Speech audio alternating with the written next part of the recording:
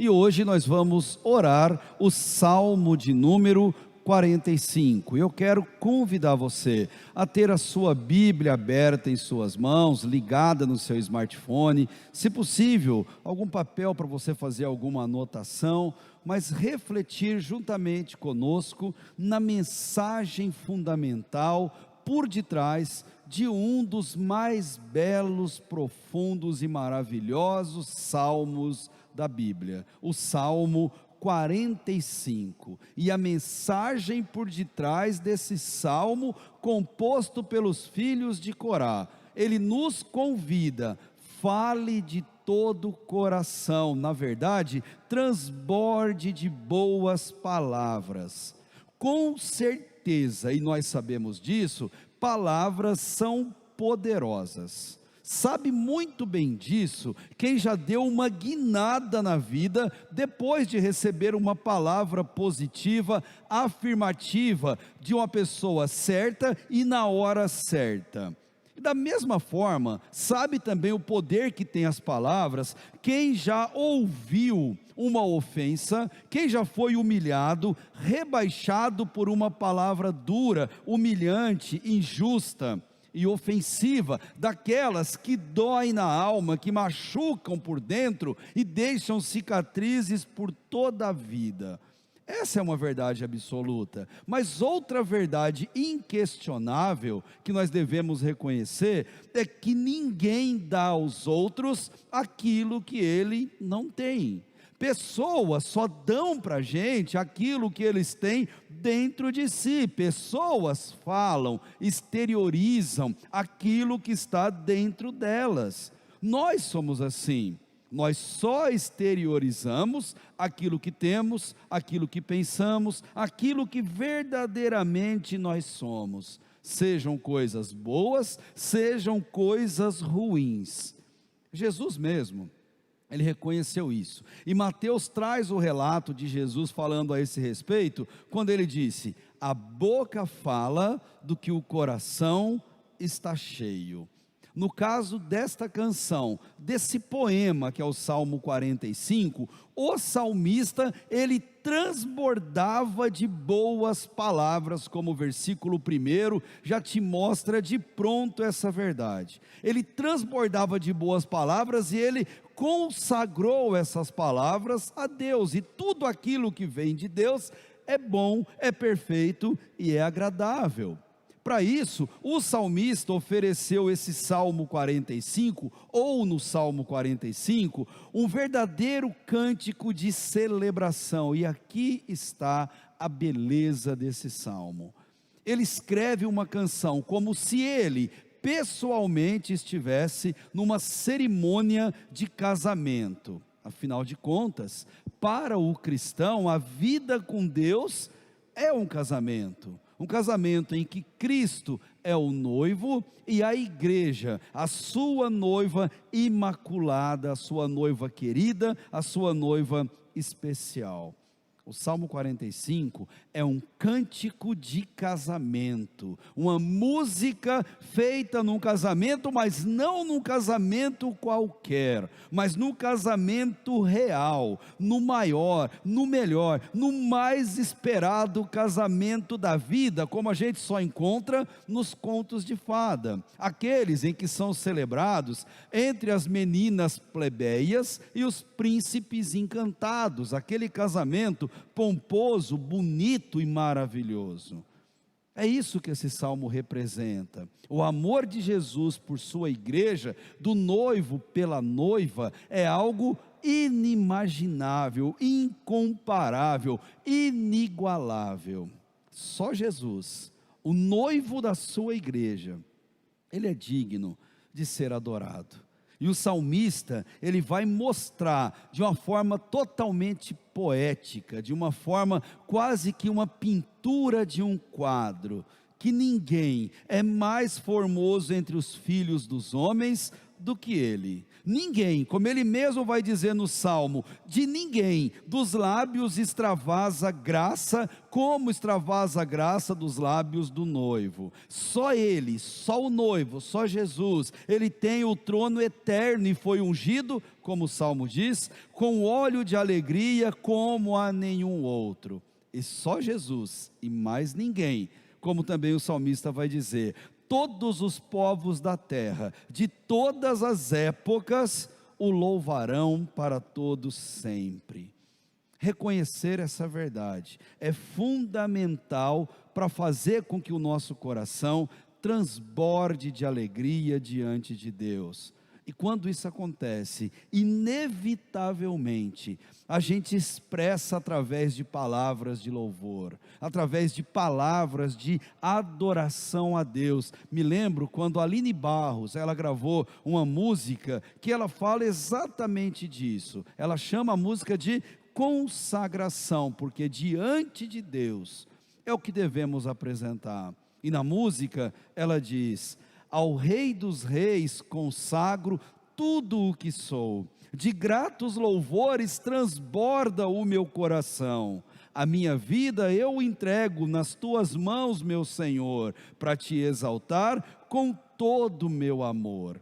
Eu te louvarei conforme a tua justiça e cantarei louvores, pois tu és altíssimo. Celebrarei a ti, ó Deus, com o meu viver, cantarei e contarei as tuas obras, pois por tuas mãos foram criadas terra, céu e mar e todo ser que neles há. E ela termina: toda a terra celebra a ti com cânticos de júbilo, pois tu és o Deus Criador. Diante de Jesus, o nosso coração tem que ser alegre, um coração grato, um coração que expressa essa exaltação pelo que Ele é, o noivo, cuja igreja eu, você, todos nós que aqui estamos nesse momento, pertencemos. Viver com Deus é uma celebração constante, é uma celebração eterna, como numa festa de casamento perpétua. E nessa festa de casamento, nós não somos os convidados, nós não somos os padrinhos, não somos os celebrantes e também não somos o pessoal que serve as pessoas durante aquela festa. Nesse casamento nós somos a noiva. E você já participou de um casamento e você sabe o papel que a noiva ocupa na cerimônia do casamento. É a mais linda, a mais bem arranjada, a mais observada, a mais homenageada durante a solenidade. Você, Igreja de Cristo, é a noiva do Senhor preparada para o casamento eterno com Ele. Os casais adoram eternizar o momento do casamento. Não é à toa que fazem álbuns caríssimos, fazem filmagens, algumas com efeitos especiais, e sempre que recebem uma visita pela primeira vez, eles fazem questão de mostrar o álbum. Quer ver meu álbum de casamento? E ali na mesa da cozinha, no sofá da sala, todo mundo observa aquelas fotos e relembra aquele momento, e é possível até ver aquele brilho nos olhos do casal, quando ele quer relembrar esse momento. Os filhos de Corá, eles apresentam para nós um salmo messiânico, porque é um salmo que fala de Jesus. Em vários momentos do salmo, ele faz menção a Cristo, como se faz no Novo Testamento, reconhecendo o casamento entre Cristo e a igreja, representado pelo casamento entre um homem e uma mulher. E com isso em mente, o salmista vai nos desafiar, como ocorre no versículo 10, ouve, filha, vê, dá atenção, fica atento, ouve essa verdade, não deixe essa verdade passar desapercebida dos seus olhos, dos seus ouvidos. Jesus é o noivo e nós, igreja dele nessa terra, somos a sua noiva, devidamente comprada pelo seu sangue na cruz e preparada para habitar com ele durante a eternidade. Assim como o salmista, eu convido você a transbordar de boas palavras na sua vida. tendo Jesus reinando em seu coração, porque como diz a palavra de Deus, Ele é a palavra que sai da boca de Deus, e esse salmo, esse cântico, vai apresentar momentos muito interessantes. Olha comigo o primeiro verso do salmo, no versículo 1 ele faz um prefácio poético, ele abre o salmo mostrando uma moldura para quem vai adentrar nessa beleza de cântico, e ele diz: o meu coração transborda de boas palavras, dirijo meus versos ao rei, a minha língua é qual pena de um hábil escriba. Diante da verdade que ele vai apresentar, parece que o salmista ficou emocionado, como se ele estivesse dentro de um templo, assistindo ao casamento do rei, aquele casamento lindo, aquele casamento cheio de beleza, pomposo, e em meio àquela emoção, ele quer trazer algo para nós, ele quer fazer com que a gente entre no casamento com ele, ele quer descrever a cerimônia, para que a gente viaje com ele, e por meio da imaginação, adentre a esse casamento. Em meio àquela emoção, ele expressa o sentimento que ele tem, e a partir do verso ele vai dizer que ele é como um escritor hábil, que usa caneta para escrever e desenhar algo lindo, ou um pintor, que por meio do pincel, ele pinta um quadro hábil, perfeito, lindo, em que é possível a gente entrar no casamento com ele. O salmista está transbordando de boas palavras, ele está feliz, ele está agradecido, ele se sente privilegiado de estar no casamento do rei. Isso é a vida cristã. De fato, a boca fala do que o coração está cheio, e o coração dele estava cheio de boas coisas. Mas a pergunta não é como estava o coração do salmista, é como está o seu coração. Como o seu coração está hoje, como ele está nesse exato momento.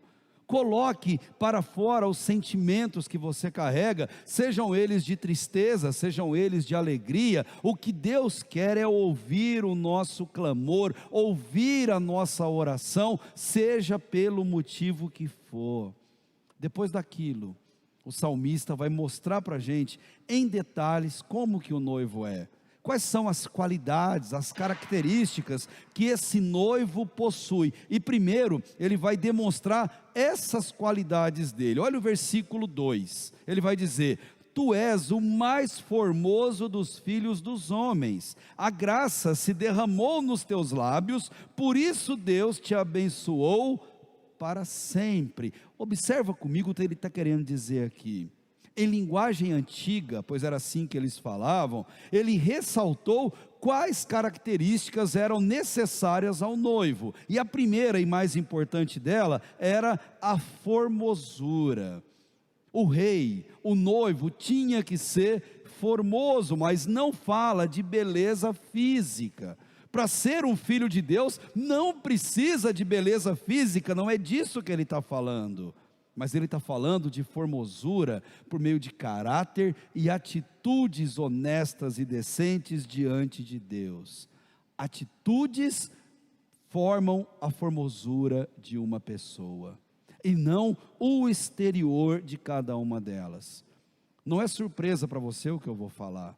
Tem muita gente linda, digno de capas de revista e de internet, mas que são horríveis por dentro, horrorosas de se conviver. Tem gente que é assim, e tem gente que, independente das características físicas, são extremamente agradáveis, tem uma presença deliciosa, e delas transbordam palavras que nos incentivam, que nos motivam a sermos pessoas melhores. Sabe onde mais você vê isso? Numa cerimônia de casamento. Já percebeu como todo mundo é lindo no casamento? Como as roupas são lindas, como a maquiagem dura horas para ser feita, e as pessoas estão estonteantes fisicamente, mas dentro do coração de muitas delas ocorre podridão. Muita gente bem arrumada, mas que olha com desdém para o outro e compara a sua roupa com o outro, e olha para o outro e compara a sua condição com a outra pessoa. Ou pior, gente linda, bem arrumada, mas que vai na cerimônia só para apontar defeitos e acaba fazendo comentários terríveis que deixam as pessoas extremamente chateadas. E a pergunta é inevitável: você conhece pessoas assim? Não, uma pergunta melhor ainda: você é uma pessoa assim? A palavra de Deus quer nos chamar a atenção para esse fato. Pessoas que não têm esse tipo de caráter, que não têm esse tipo de comportamento, essas sim, elas são como o rei. Ou seja, dos lábios delas extravasa graça, que é o mesmo que dizer: quem serve a Deus, é Deus quem dirige as suas palavras, é Deus quem conduz o que vai sair dos seus lábios. E por isso um filho de Deus fala só o que edifica, fala só o que agrada, fala só o que alegra. E como é gostoso sentar-se à mesa com alguém alegre, contagiante, que só faz a gente se sentir uma pessoa melhor. O salmista, ele vai mostrar que aquele que tem esse comportamento, ele também tem ações reconhecidas. Versículo 3 até o 5: cinge a tua espada à coxa, ó valente, na tua glória e majestade, e em tua majestade cavalga vitoriosamente pela causa da verdade, da mansidão e da justiça, e a tua destra te ensina coisas terríveis. As tuas flechas são agudas no coração dos inimigos do rei, os povos caem debaixo de ti. O salmista, ele quer dizer que ele deseja vitórias ao rei, ele deseja sucesso na vida daquele homem, atitudes que o mínimo que a gente pode fazer é ter para com as pessoas que convivem com a gente. Nós não podemos ter inveja, não podemos ter cobiça ou qualquer sentimento daqueles nefastos que não pertencem ao reino de Deus. Diante de alguém, o nosso desejo sempre tem que ser sucesso, prosperidade, que Deus abençoe a tua vida e que tudo te vá muito bem. Esse era o sentimento aqui do salmista, mas não só esse. Ele fala de outros feitos de grandeza que o rei tinha. Olha o versículo 6 e 7: o teu trono, ó Deus, subsiste pelos séculos dos séculos, cetro de equidade é o cetro do teu reino, amaste a justiça e odiaste a iniquidade. Por isso Deus, o teu Deus, te ungiu com óleo de alegria, mais do que a teus companheiros. Jesus se encaixa perfeitamente nessa imagem, como verdadeiro membro da linhagem de Davi. Ele é o mais excelente dos reis de Israel, mais do que o próprio Davi, do que Salomão e de todos que vieram durante ele. Jesus está no seu trono, e do seu trono ele julga a humanidade com justiça, com equidade, dando a cada um aquilo que lhe é devido com misericórdia, com bondade. E por fim o salmista, ele pinta esse quadro mostrando a superioridade moral, a superioridade intelectual desse rei, dessa pessoa, desse noivo. Versículo 8 e versículo 9: todas as tuas vestes têm aroma de mirra, aloés e cássia, nos palácios de marfim os instrumentos de corda te alegram. Filhas dos reis estão entre as tuas ilustres damas, a rainha ornada de ouro de Ofir está ao teu lado direito. Só alguém com tamanha proeminência, com tamanha qualidade de caráter, pode ser referido dessa forma como o salmista refere. Ouro de Ofir significa o material mais valioso que já existiu, especificamente para a época que foi escrito. Damas de honra que ele menciona são as convidadas reais que fazem parte daquele casamento. Ele fala das vestes imaculadas do noivo.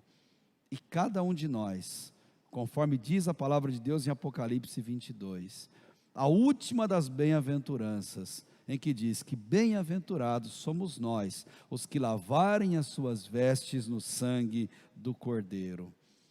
E o salmista, ele vai terminar a sua composição, falando agora da noiva. Ele já nos apresentou o noivo nesse quadro lindo, agora ele volta os olhos para a noiva, e eu queria que você, durante essa minha fala, se imaginasse na condição de noiva de Jesus Cristo, de igreja preciosa, especial e imaculada de Cristo. Imagine-se nessa condição, pois é para mim e é para você que ele está falando isso. Versículo 10 até o 12, ouve e olha, filha, inclina os ouvidos, esquece-te do teu povo e da família do teu pai ou do teu passado. Então o rei cobiçará a tua formosura, honra-o, pois ele é o teu Senhor. A filha de Tiro virá a ti, trazendo presentes, os ricos entre o povo te pedirão favores. Aqui ele está mostrando que nós somos noivas de Cristo, como ocorre naquele momento do casamento, em que o pianista toca a valsa nupcial. Todo mundo para de mexer no celular, para de olhar para o lado, todo mundo se levanta, vira-se para o centro, porque todo mundo quer ver o momento mais magnífico do casamento, a entrada da noiva, o noivo aguardando ansiosamente, para ter aquela visão daquele vestido lindo, preparado com todo carinho para aquele momento. Aquele momento em que nós nos entregamos para Cristo e devemos deixar para trás todo empecilho, porque o casamento com Jesus é novidade de vida, é o momento mágico da nossa vida em que devemos deixar para trás tudo que para trás ficou. É novidade de vida e seremos honrados se assim agirmos, tendo Jesus como Senhor da nossa vida. Quando a gente se casa com Cristo, as coisas velhas já passaram, nunca mais voltaremos a ser os mesmos que nós éramos, e esse é com certeza o maior desafio para a nossa vida. O salmista, ele vai ainda apresentar o cortejo da noiva, ele vai ilustrar esse cortejo de uma forma mágica. Pense em você nesse lugar, versículo 13 ao 15. A filha do rei está esplêndida dentro do palácio, suas vestes são enfeitadas de ouro, será conduzida ao rei em vestidos de cores brilhantes, as virgens, suas companheiras que a seguem, serão levadas à tua presença, serão levadas com alegria e regozijo, e entrarão no palácio do rei. O casamento do rei, o casamento real, é assim que as coisas se desenrolam, com beleza, com perfeição, com pomposidade, com glamour. E por que o salmista faz essa analogia para nós? Porque ele nos apresenta esse casamento. E aqui está, talvez a beleza mais importante desse salmo. Esse salmo e a cerimônia de casamento é uma analogia à nossa entrada na glória celeste com Cristo por toda a eternidade. Quando seremos recebidos por Jesus no altar, no céu, para vivermos com Ele para todo sempre. Essa analogia mostra como será a nossa entrada no céu, com todo esplendor e beleza, com toda graça e pureza, com toda alegria transbordante que ocorre naquele lugar. E você sabe disso, faz parte da imaginação popular, tentar pressupor como será a chegada no céu, e as pessoas sempre dizem que um santo famoso está numa porta grande, com uma prancheta anotando alguma coisa, e dando boas-vindas a quem chega naquele lugar. Mas eu quero dizer para você, o que a Bíblia diz sobre a nossa chegada no céu, e a Bíblia mostra com cores vívidas, ela mostra com ares totalmente reais, que todos nós conhecemos e conhecemos muito bem. Às vezes, você precisa fechar os olhos, para você conseguir imaginar como isso vai acontecer. Sabe como é comparado a minha e a sua entrada no céu quando Cristo nos chamar? Então faz assim, ó.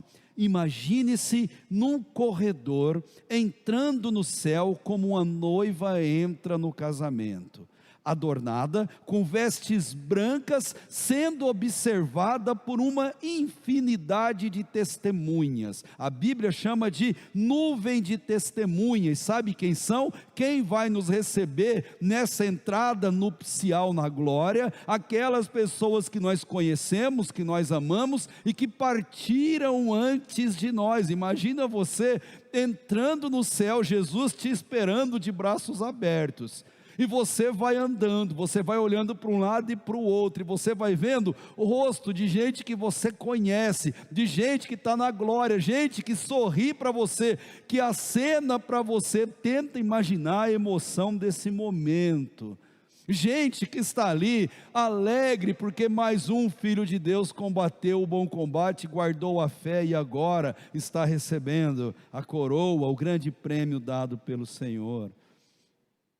Você quer saber como vai ser sua entrada no céu? Leia mais o Salmo 45. A nossa entrada na glória com Deus é comparada a um casamento, em que você é a noiva e Jesus Cristo, o noivo que te espera, e é possível ver até os furos em suas mãos, da sua morte na cruz por cada um de nós. Nós devemos amar o nosso inário batista, porque o nosso inário, ele traz essa imagem de um jeito lindo no hino de número 509 do cantor cristão. É um hino de autoria desconhecida, só se sabe quem foi o tradutor dele, que se chama Benjamin Rufino Duarte, mas ele nesse hino, ele conta como será o nosso encontro com Jesus. Eu quero ler com vocês. Finda a lida terreal, quando já do rio além, nessa vida tão gloriosa me encontrar, sei que lá meu Redentor, finalmente eu hei de ver, e com hinos de louvor hei de o saudar. Hei de ver meu Redentor, redimido junto dele eu hei de estar. Hei de ver meu Salvador, os sinais dos cravos hei de contemplar. Ó quem levo divinal, o seu rosto a contemplar, desde a aurora desse dia perenal, como então meu coração haverá de o exaltar, pela graça e compaixão celestial. Hei de ver meu Redentor, redimido junto dele eu hei de estar. Hei de ver meu Salvador, os sinais dos cravos hei de contemplar. Nessa pátria de esplendor, hei de amigos encontrar, meus irmãos em Cristo, lá hei de rever, mas primeiro que os irmãos, quando ali no céu chegar, meu Jesus é quem eu mais anseio ver. Hei de ver meu Redentor, redimido junto dele eu hei de estar. Hei de ver meu Salvador, os sinais dos cravos hei de contemplar. E termina, pelas portas de Sião, com as vestes a brilhar, onde a noite e o pranto nunca chegarão, lá no lindo céu de luz, há de Cristo me guiar, e muito perto sim, eu hei de vê-lo então, aquele momento em que o noivo recebe a noiva com um beijo na testa, e vem com ela diante do altar. Hei de ver meu Redentor, redimido junto dele eu hei de estar. Hei de ver meu Salvador, os sinais dos cravos hei de contemplar. Você pode repetir comigo esse refrão? Hei de ver meu Redentor, redimido junto dele eu hei de estar. Hei de ver meu Salvador, os sinais dos cravos hei de contemplar. Ah, como devemos ansiar esse momento. Você não anseia por isso? Você não aguarda ansiosamente por esse momento? Como toda união frutifica, a união com Cristo, ela gera filhos, inevitavelmente filhos. Nós somos frutos dessa verdade. Nós somos filhos da fé de alguém que nos gerou em Cristo, e agora nós devemos fazer a mesma coisa. Por isso o Salmo no verso 16 vai dizer: teus filhos estarão em lugar de teus pais, tu os farás príncipes sobre toda a terra. De maneira muito direta, filho de Deus gera filhos para Deus. Eu vou repetir: filhos de Deus geram filhos para Deus. Assim como ele terminou, como ele começou fazendo um prefácio, ele termina a moldura do Salmo fazendo um final de maneira magnífica, um epílogo poético, em que ele diz: farei com que teu nome seja lembrado de geração em geração, assim os povos te louvarão para sempre. Ele quer dizer, vida digna com Deus, santa, reta, pura, é o maior dos testemunhos para as pessoas enxergarem Jesus na nossa vida, enxergar que nós somos de fato esposas do Cordeiro de Deus, noivas de Cristo nessa terra. Lembre-se, a boca fala do que o coração está cheio. Como está o seu coração? Eu termino fazendo a lembrança de um antigo corinho infantil. Sabe como devemos transbordar de boas palavras? E o corinho diz: falemos de Cristo, Ele é o Salvador, Senhor tão singular do mundo criador. Ele foi nos preparar mansões celestiais. Falemos de Cristo mais e mais. Essa é uma boa palavra. Transborde de boas palavras. Amém, povo de Deus? Convido você então, feche teus olhos, curve a sua cabeça. Deus, obrigado, Pai, por tua palavra linda, por tua palavra, Deus, que reluz como a joia mais preciosa aos nossos olhos. Obrigado, Senhor, por nos amar tanto, Deus, que morreu numa cruz do Calvário, para casar-se com a sua igreja, para nos redimir de todo pecado. Obrigado, Senhor, por nos preparar o lugar na glória celeste, ao qual o Senhor nos aguarda, ó Deus, nessa cerimônia linda, maravilhosa, ó Deus. Como nós ansiamos por esse momento, por rever pessoas queridas, amadas, que já estão com o Senhor, mas acima de tudo, ó Deus, para exaltar o Teu nome por toda a eternidade, com cânticos e hinos de louvor. Transborde no nosso coração de palavras boas, Senhor. Ajuda-nos a começar, Pai, esse ano, te louvando, te adorando com tudo que há em nós. E obrigado, Senhor, por nos preparar essa festa, essa cerimônia linda, Pai, em que nós somos a parte central juntamente com Jesus. Obrigado por isso, Pai, pelo privilégio que temos, ó Deus, de sermos a igreja, a noiva comprada pelo sangue dele na cruz. E eu te louvo por isso e te agradeço de todo o meu coração, em nome de Jesus. Amém e amém.